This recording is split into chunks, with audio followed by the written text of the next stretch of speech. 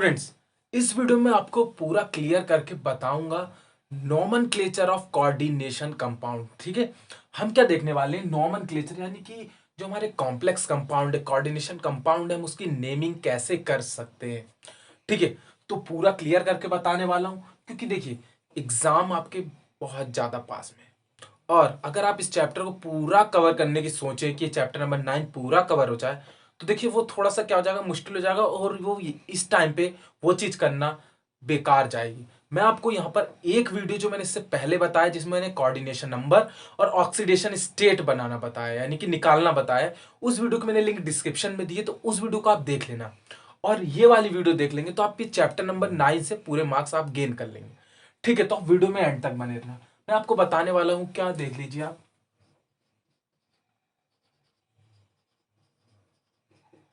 Nomenclature of coordination compound. ठीक है, अब देखिए यहां पे ज्यादा मैं टफ नहीं बताऊंगा, बहुत सिंपल करके बताऊंगा, जिससे कि आपके एग्जाम में आए ना तो आप वो चीजें कर ले। अब देखिए सबसे मेन चीज, एक मैं यहां पे कंपाउंड लेता हूं, कोऑर्डिनेशन कंपाउंड लेता हूं। इसी से आपको कुछ चीजें मैं आपको समझाने की कोशिश करूंगा कि कैसे हम लिखते हैं बहुत इजी वे में किसी भी कोऑर्डिनेशन कंपाउंड का नेम, यानी कि उसका नेमनक्लेचर। ठीक है, अब ये वाला पार्ट सबसे पहले आता है। कभी भी आप यहां पे देखना, ये वाला पार्ट जो दिया हो, इसको देख के आप कंफ्यूज मत होना क्या क्या फोर दिया हो, जैसे क्या के फोर दिया हुआ, आप इससे कंफ्यूज मत होना। आप सीधे यहां पे क्या लिख देना, पोटेशियम। अब यहाँ पे सिर्फ पोटेशियम ही नहीं लिखना है, कुछ भी दिया हो, जैसे कि Na दिया हुआ, 2 दिया हुआ, तो आप क्या लिख देंगे, सोडियम। यहां पर हमें ये नंबर के ऊपर ध्यान नहीं देना है, हमें जो यहां पर कंपाउंड यानी कि जो हमें मेटल दिया हुआ होगा, हमें वो क्या करना है कि यहां पर सीधे उसका नेम लिख देना है। सबसे पहली चीज ये होती है नोमेनक्लेचर की।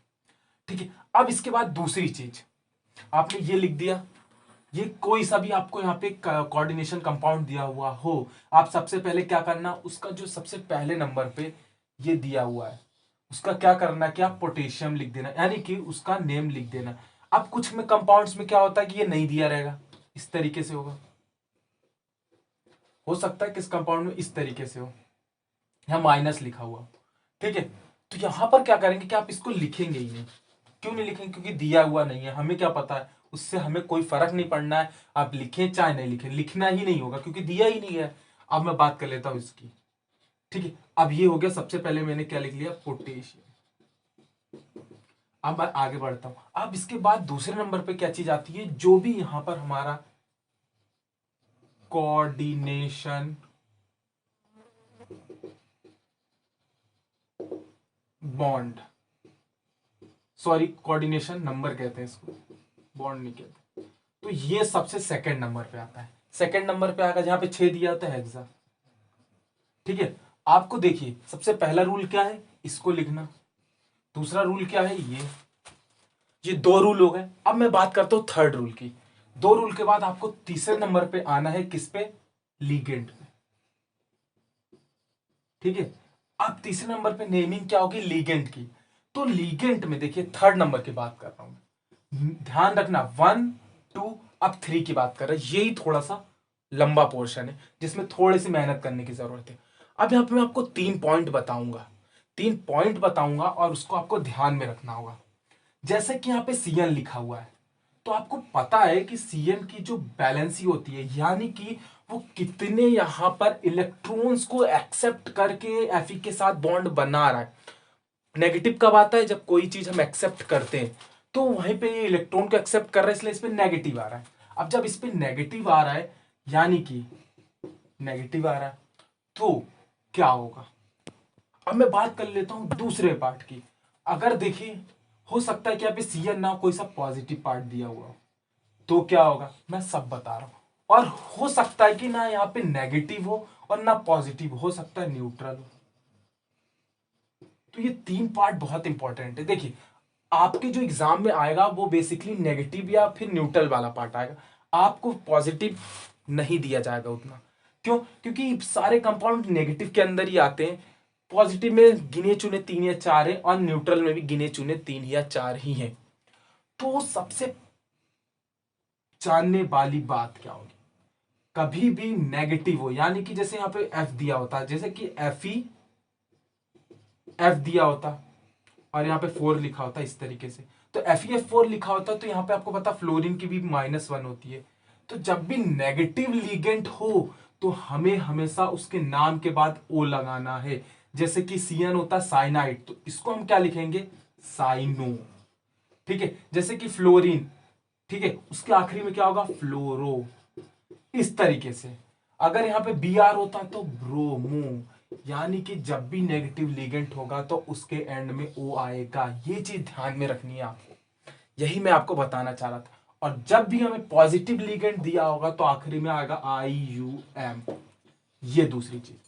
और तीसरी चीज कि न्यूट्रल, और जब भी हमें न्यूट्रल दिया होगा, न्यूट्रल लिगेंड मैं आपको बता देता हूं, पॉजिटिव नहीं बताऊंगा, पॉजिटिव नहीं आता है, पॉजिटिव में आपको ध्यान नहीं देना है, नेगेटिव। बट ये है कि अगर पॉजिटिव में भी बता ही देता हूं आपको, देखिए पॉजिटिव में 2 या 3 ही आते हैं।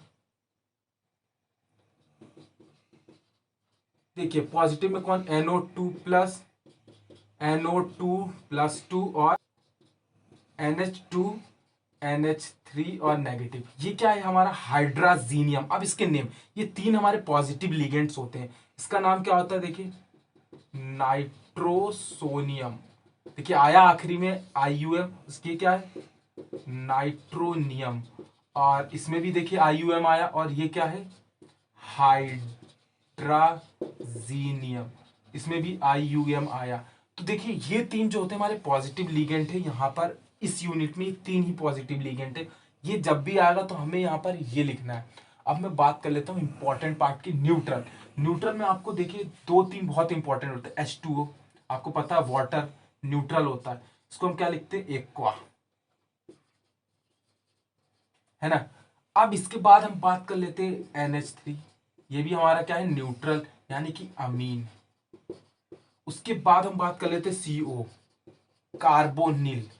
ये कुछ जो है यहाँ पर। उसके बाद एक और सबसे इंपॉर्टेंट है जो बार बार आता है, EN यानी कि इथिलीन डायमीन। बहुत इंपॉर्टेंट पार्ट है, ऊपर नीचे है, देखिए आप इससे समझने की कोशिश करना। कुछ इंपॉर्टेंट चीजें हैं मैं आपको बता रहा हूं, आप इसको नोट करने की कोशिश करना। EN और एक को आता है फॉस्फीन, ठीक है, यानी कि PH3। तो ये कुछ जो है ये न्यूट्रल होते हैं, और ये जो न्यूट्रल होते हैं ये सेम टू सेम लिखे जाते हैं यहाँ पर। अब मैं सब चीजें रफ कर देता हूँ। ये जो चीजें है ना, आपको एक तरीके से आप वीडियो को फिर से शुरू से देखिए और चीजों को रिवाइज कीजिए कहाँ से मैंने पढ़ाया है। हो सकता है कि यहाँ पर गुचुड़ पुचुड़ हो गया, बिल्कुल हो ही गया, बट यहाँ पे क्या कर सकते कि आप एक बार आगे से देखें तो चीजें आपको समझ में जाएगी। अब मैं यहाँ पे रफ कर देता हूँ, आई होप आपको ये समझ में आएगी। ये जो दिए है ना मैंने, बहुत इंपॉर्टेंट है न्यूट्रल वाले, तो मैं इसको रफ करता हूँ। अब हम आ जाते हैं हमारे कंपाउंड पे फिर से, क्योंकि देखिए बहुत इंपॉर्टेंट तरीके से फिर से मैं बता देता हूँ। पार्ट 1 क्या था, K4, नंबर जरूर याद रखना। पार्ट 2 ये है, पार्ट 3 लिगेंड की बात कर रहे हैं। तो अब ये देखिए क्या होगा, पोटेशियम हो गया हेक्सा साइनो, हो गया, क्योंकि ये -1 होता है। अब इतना आपने कर लिया। इंपॉर्टेंट पार्ट अगर आपने ये समझ लिया ना, दिक्कत यहीं आती है, और अगर आपने ये समझ लिया तो इजी हो जाएगा आपके लिए। अब इसके बाद बात आती है कि देखिए इसकी बात सबसे आखिरी में आती है। जो मेटल होता है ना, सॉरी सेंट्रल मेटल होता है, इसकी बात सबसे आखिरी में आती है, अभी नहीं करेंगे।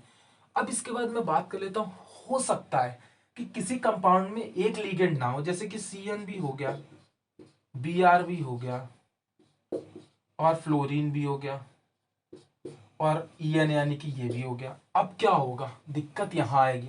आप बोलेंगे कि मैं किसको पहले लिखूं, तो आपने नोमेनक्लेचर किसी भी ऑर्गेनिक केमिस्ट्री में पढ़ा होगा। तो नोमेनक्लेचर जब आप करते हैं तो इसमें और उसमें ये चीज सेम है कि जब इतना सारा दिया हो तो हम यहाँ पे अल्फाबेट ही जाएंगे, अल्फाबेट के फॉर्म में जाएंगे। अल्फाबेट में जो जिसका नाम पहले आएगा, यहाँ पे देखिए साइनो, उससे पहले क्या ब्रोमीन यानी कि ब्रोमो, यहाँ पे मैं ये नंबरिंग नहीं बता रहा हूँ, ब्रोमो, उसके बाद साइनो, उसके बाद इथिलीन, इथिलीन डायमीन, उसके बाद फ्लोरो। इस तरीके से आप क्या करेंगे कि अल्फाबेट के नंबर पे लिगेंड्स को जमा देंगे, जितने भी लिगेंड दिए होंगे उसके नंबरिंग के साथ। जैसे कि इस वाले में देखिए क्या दिया हुआ है, 2 ब्रोमो यानी कि डाई ब्रोमो। साइनो कितना है, डाई साइनो। उसके बाद क्या है, EN सिंपल है, और F2 है तो डाई फ्लोरो। इस तरीके से आप क्या करेंगे कि जमा देंगे, है ना। यहाँ पर ये चीज भी इंपॉर्टेंट है। अब आगे बढ़ते हैं। अब सिंपली जो बचा क्या हमारे पास, सिंपली बचा हमारे पास हेक्सासाइनो, और आखिरी में क्या बचेगा, फेरेट। यहां पर स्टूडेंट सबसे बड़ी गलती कर देते हैं, फेरेट। और जो भी इसके ऑक्सीडेशन स्टेट हम फाइंड करेंगे, बेसिकली इसकी आएगी 3 आएगी या 2 आएगी, फाइंड कर लेते हैं। वैसे तो देखिए कितनी होगी, Fe कितना होता है, x हो जाएगा, और ये यहाँ पे 4 है तो यहाँ -4 हो जाएगा। तो आई थिंक ये +2 आएगी, आप फाइंड करके देख लेना, ये +2 आएगी। तो ये +2 इसकी ऑक्सीडेशन स्टेट आएगी, उसको हम देखिए रोमन में इस तरीके से ब्रैकेट के अंदर लिख देंगे, ये उसकी ऑक्सीडेशन स्टेट हो जाएगी। और स्टूडेंट बेसिकली कहां पर ज्यादा गलती करते हैं ये मैं आपको बता देता हूं। यहां पर, वहां पर क्या लिख देंगे, आयरन लिख देंगे, और यही गलती हो जाएगी। यहां पर कुछ एलिमेंट के नाम यहाँ पे अलग ही ध्यान में रखने होंगे।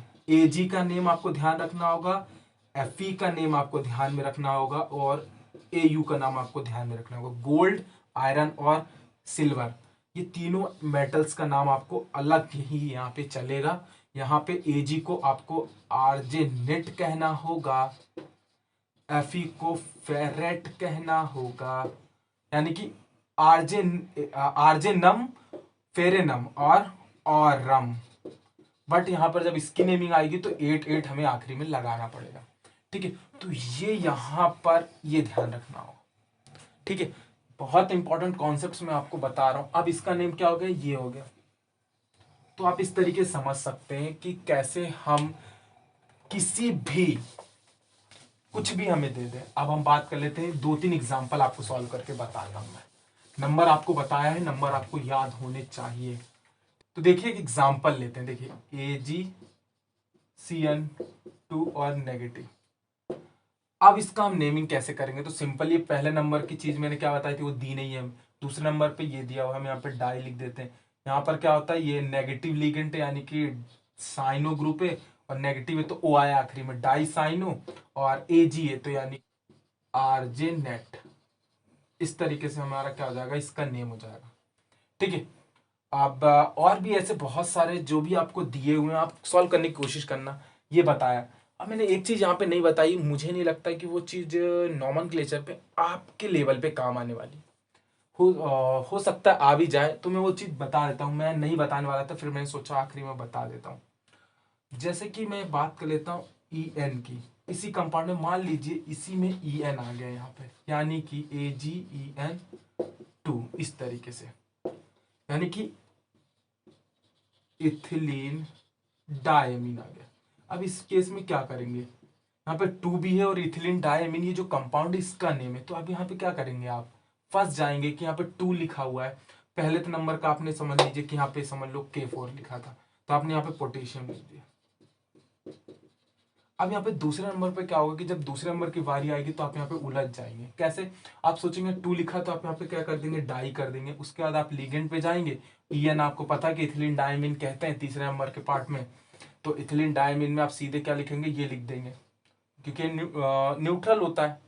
तो यहाँ पे आप क्या होगा, फंस जाएंगे। तो यहाँ पर एक तरीका और है ये करने का, कि जब भी कुछ ऐसे कंपाउंड हो जिसका नेम फिक्स हो और उसके अंदर डाई ट्राई यूज किया गया हो, तो आपको वहां पे क्या करना है, देखिए मैं आपको बता देता हूँ। यहाँ पर सिर्फ 2 लिखा हो तो यहाँ पे देखिए 20 यूज होगा, ये चीज आप ध्यान में रखना। कभी भी ऐसे कंपाउंड दे दिए जाए जिसके अंदर पहले से ही डाई ट्राई लिखा हुआ है, तो आपको क्या करना है कि जब यहाँ पर मान लीजिए यहाँ पे 2 की जगह 4 दिया होता तो क्या लिखते हैं यहाँ पे, तो ये यहाँ पे देखिए आप क्या लिखते, टेट्राकिस। इस तरीके से आप क्या करते कि इसकी नेमिंग करते इस एलिमेंट की। यही मैं बताना चाह रहा हूँ। ये जरूरी नहीं कि कंपाउंड सही हो, बट मैं यहाँ पे कॉन्सेप्ट बता रहा हूँ कि आप कैसे यहाँ पर कर सकते हैं कि कभी EN दिया हुआ हो और उसके बाद यहाँ पर कुछ कोऑर्डिनेशन नंबर दिया हुआ हो, तो आप कंफ्यूज होकर यहाँ पे डाई ट्राई लिख देंगे तो गलत हो जाएगा। इसलिए यहाँ पे सावधान रहना थोड़ा सा करते समय, ठीक है। तो मैंने आई होप इस वीडियो के वे से आपको बहुत इजी करके समझाने की कोशिश की है। अगर चीजें समझ में आई है तो वीडियो को लाइक और चैनल को सब्सक्राइब जरूर करें ताकि और ऐसी वीडियोस आप देख सकें। इस वीडियो को यहीं खत्म करेंगे, मिलेंगे ऐसी नेक्स्ट वीडियो के साथ। Make easy learn easy.